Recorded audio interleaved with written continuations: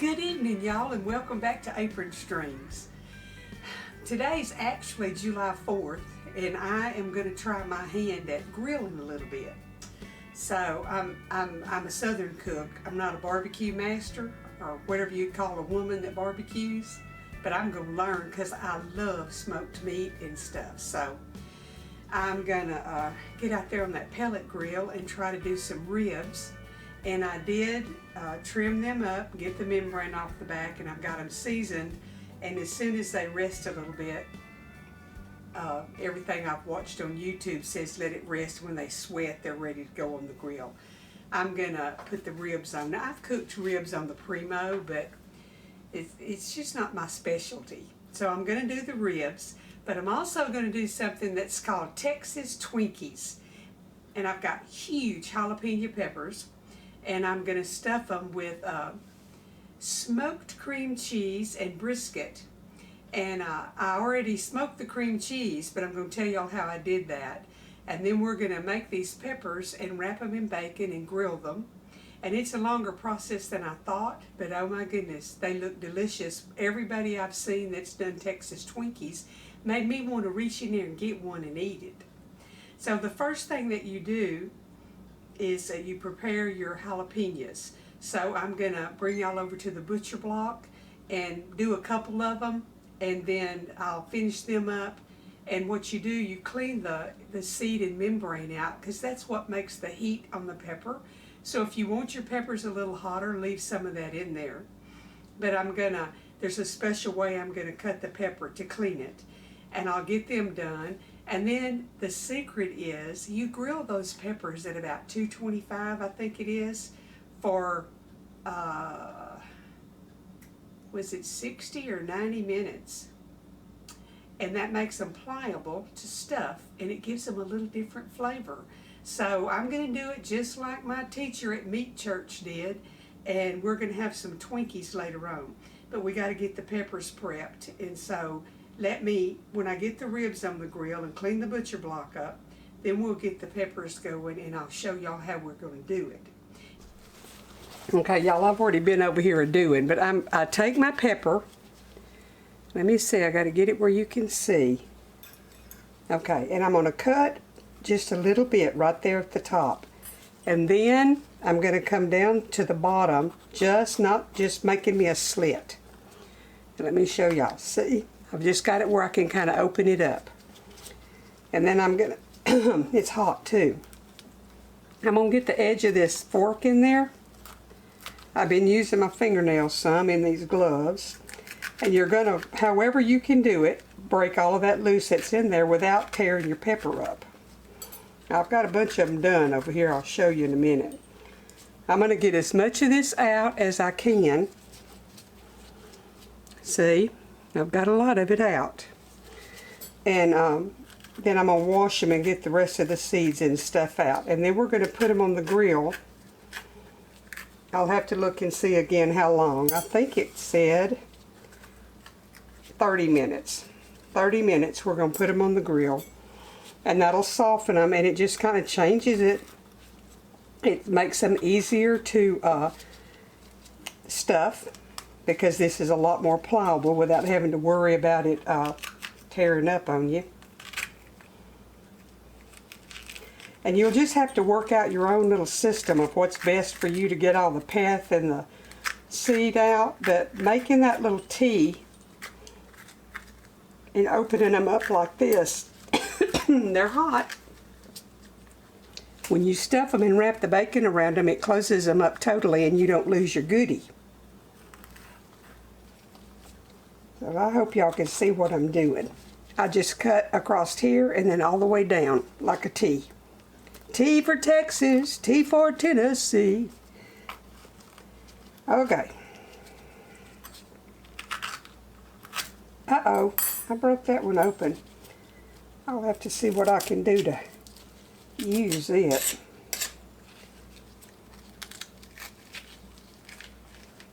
I might can't use it, but I bought about 15 or 16, so I've got enough. And I'm going to save these seeds and see if I can plant me some of these big old ones. The ones I got aren't very big. Okay, let me get them washed. And I'll bring y'all back in a minute when I'm ready to put them out on the grill. But I'm going to wash as many of those seed out as I can, because I don't want them real hot. But we're going to put them out there and let them get tender, and they kind of change colors just a little bit. And they say don't skip this step, because putting them on the grill makes all the difference in the world in the flavor. See, we've always just cut them in half, stuffed them with cream cheese, wrapped them in bacon. So this is going to be a new treat for us. I'm all washed, so I'll bring y'all back here in a little bit when I'm ready to put them out on the grill. I got to get it heated. Okay, I've got my grill set at 225. It's a little over, but it'll level back out. But I'm going to go ahead and put my peppers in here.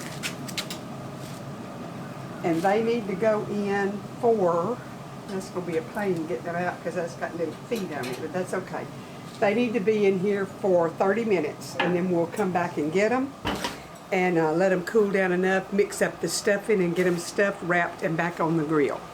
Now, I told y'all that one of the ingredients in the Texas Twinkies is smoked cream cheese. Now, obviously, you don't have to smoke it, but once you smoke cream cheese, you'll never go back. And all you do is open it up, put it on a tray of some sort, maybe lined with tin foil, and season it to whatever you want to season it with. Now, I've been watching a guy on YouTube, and his channel is Meat Church. And he goes, hallelujah. But anyway, he has a lot of different seasonings available to order from him, or you can buy his seasonings at Academy. But on his smoked cream cheese, he used his Holy Gospel, or the Gospel All-Purpose Seasoning. And he has one called, what was the other one he used? There's one called Voodoo, but I forgot what he put on there. But I used a little bit of Voodoo and a little bit of All-Purpose Gospel on this. Voodoo don't sound too churchy, does it? Anyhow, he's a neat guy. If you haven't watched him and you're interested in any kind of Texas barbecuing, ribs, anything, you need to go watch him. I wished he'd give me a shout out. That'd be nice, wouldn't it? But anyway, I've already smoked this. I put it on a piece of tin foil on a little tray, and I put it in my pellet grill at 225 for 2 hours. And let me tell you, you think it's going to just melt and run everywhere. It doesn't. And it gives it such a neat flavor. So I've got this ready ahead of time. So we're going to I've had it in the ice box, so I'm going to let it come to room temperature. And then I have some brisket that I had in the freezer that I'm going to chop up, and I'm going to mix the two together. And that's what we're going to put into our Texas Twinkies. So I'm just going to set this out and let it come to room temperature, and then probably we'll be taking them off in, I've got about 20 minutes left in the cooker. We'll take them off, let them cool, and by then maybe this will be soft enough to mix it all up. We'll stuff them and wrap them, and then wait 2 hours for them to come off the grill so we can eat. But me and y'all are just going to see it bam, bam, bam. But I'll be back just a little bit. You know, we were expecting some rain because we might have been going to get a little tropical thing in the Gulf, and we didn't. We didn't get any rain. We got about 3 different times it rained, maybe 15 big old drops, and that's it. I'm still having to water and water and water. So I took my cushions and put them back out on my table and everything. I mean, my chair's out there, and I told Troy, I said, if I put these cushions out, we might get a rain. Y'all, I did that this morning and yesterday evening. It is cloudy, and the wind's blowing, and it's thundering. We might get us a little shower. I don't know. I'm not going to go bring those cushions in. I'm going to leave them out there because they'll dry. We need some rain. Anyway, I'm going to go check the grill, and when I bring the peppers in, I'll show them to y'all, and you can see the difference in the color. I've got my bacon sitting out to wrap them in because you want it almost room temperature where it'll wrap easy and stick to itself. So I've got my cream cheese getting soft, my bacon's out, my brisket's waiting, so I can get my filling made pretty soon, and then we'll get them going. Now my ribs are ready to go on the grill, but I got to finish my peppers or get it to the temperature that I want to put my ribs on there. And probably when I put the peppers back in, to go for 2 hours, I'll put my ribs in. But right now, I'm interested in Texas Twinkies. Okay, I've got the peppers in, and see how they're kind of opened up? Makes it easier to fill them, and then we'll hold them together and wrap them with our bacon and have our Texas Twinkies. My cream cheese is soft, and I've got my brisket chopped, and I'm going to put it in this, starting with 8 ounces of the cream cheese, and I may go ahead and add the other 8 because I may have more brisket than I think here. Yeah, I think I need the other cream cheese, so let me soften it right quick in the microwave, and I'll get it in here, and then we'll stuff. I went ahead and put my ribs on. They got cooked 5 hours, and it's already 4 o'clock. So we won't have ribs for supper, but we'll have ribs tomorrow.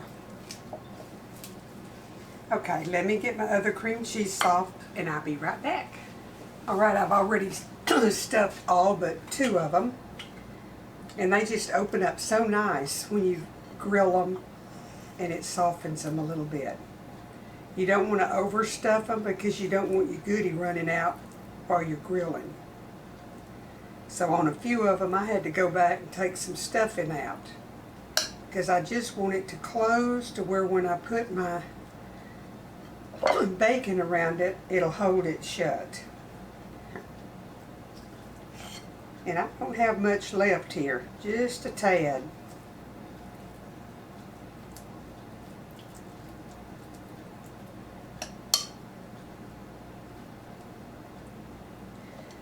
Okay, I'm going to get this one I'm going to take a little bit out because it keeps wanting to come out here, and I don't want that.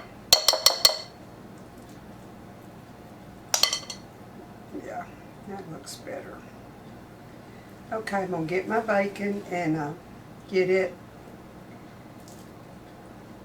And the man that I'm patterning after said it'll take 2 pieces of bacon for these big ones, and if it takes 3, don't skimp on the bacon. So we're going to get our bacon over here and start wrapping them. I'm using hardwood smoked bacon. It's just Kroger's brand, but their stuff is usually delicious. So let's see.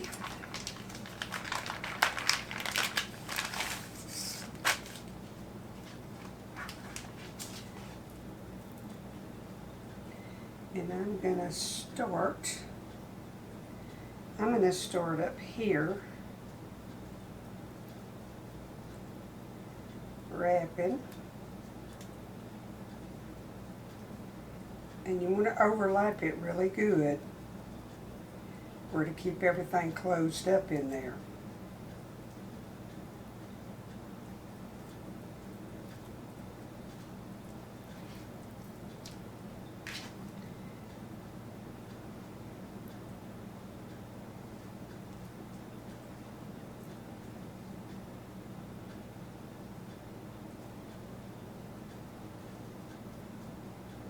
Can y'all imagine what this is going to be like when this good crisp bacon is finished? And there you have it. So I'm going to continue to wrap them. I'll wrap one more, and then I'll bring y'all back when I'm done. And you always want the thin sliced bacon. You couldn't work with the thick sliced on this. It wouldn't work.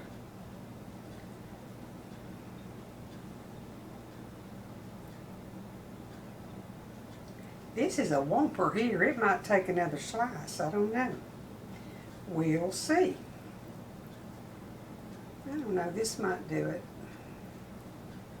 And you can stretch your bacon if you need to. That did it. Okay. I'm going to continue to wrap them, and I'll bring y'all back when they're done. Okay. We're wrapped and ready to go put on the grill. So I'm going to head out there. They have to grill at 250 for 2 hours, and they should be crisp and delicious when they're done. Okay, y'all, I got the peppers off the grill, and I have to tell you, it took longer than 2 hours. probably closer to 3.5. So his instructions said 2 hours or until the bacon is crisp. And the bacon is still not as crisp as I would like for it to be, but they're good. Troy's had one and wants another one, and so they're very good. I'm going to cut one in half and show y'all the inside here in just a minute. Cut one in half. Can you see the center of it? You've got your bacon and your pepper and then the filling. Okay, y'all. Yeah, I've changed clothes and I'm fixing to rest a little bit. But I hope y'all have enjoyed the video. Sometimes I feel like I'm going 40 different directions in one video, but the Twinkies was the highlight of this one. The ribs turned out good and they were all eaten. And I didn't even get a picture of them to show y'all, but they weren't the star of the show today.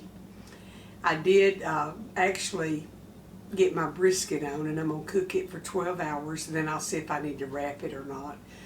But I'm going to learn to be a good griller one way or the other, because I got some, when the grandkids in April are here, I got some pretty good testers, and they approved of the Texas Twinkies, and Josh was over here and he liked them, and so I'll have me some good things to fall back on when I get ready to grill something for somebody. So I hope y'all have enjoyed it. Thank you to all the new subscribers. Welcome to Apron Strings. I'm so glad you're here. I like your comments, and I do try to answer every comment. Now, the good Lord blesses my channel and it keeps growing. I may not be able to answer everybody, but right now I sit down over there at that laptop at the end of the table and I answer what your comments are. Thank you for all your prayers and your caring. We're doing good. This diabetes stuff is about to whoop me, but I'm learning and I'm counting carbs and trying to help Troy to be healthy. I'm thankful that I don't have to deal with that because I like a few carbs. Y'all know me. Anyway, let me tell y'all one more time. The situation we're living in our world, y'all need to be real cautious on watching for the sales and getting you a little bit of extra stuff put up. I don't think the prices are going to go down, but what's concerning me is this diesel issue and the trucking issue. There may not be anything on the shelf. So find some things that your family enjoys having. Get you some extra on your shelf so that if the shelves at the store are empty, you can still feed your family. That's just good sense. That's just planning ahead. That's just being wise. I'm not saying, you know, prepper, blah, blah, blah. No, that's not what I'm talking about. I'm talking about just planning for an emergency that we haven't planned and don't know's coming.